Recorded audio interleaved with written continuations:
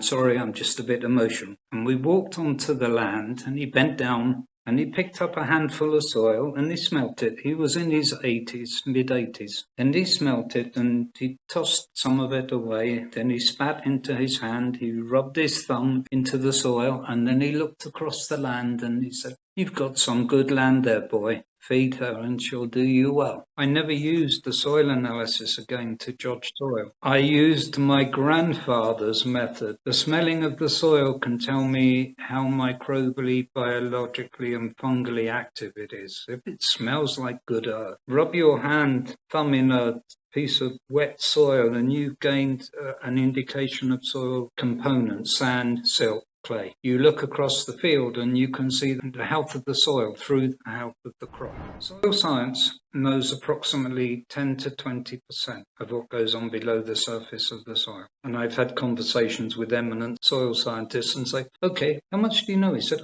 10 to 15% if we're lucky. I said, "Oh, okay, so if I go through secondary or grammar education, go on to further education, come out with a master's or become a professor with 20% knowledge?" And he laughed. We don't understand what optimum soil health is. If I want to build my soil health, I'd first of all dig, not too deeply, cultivate. I would then put a thin layer of compost. I would put some raw biochar. I'm looking at charcoal dust or whatever it is, at about 1 kilo a square meter. I look at a multi-textured mulch, which can be grown on the farm. So you've got things like Napier grass, Sudan grass, miscanthus, branches from trees, banana. All of the waste goes in to one area and you're just grown, chopped, dropped, reseeded, and it will compost. Then you start to see soil health is really improved. But you keep adding your bio inputs and your compost and your biochar until you get to the point where you see no benefit.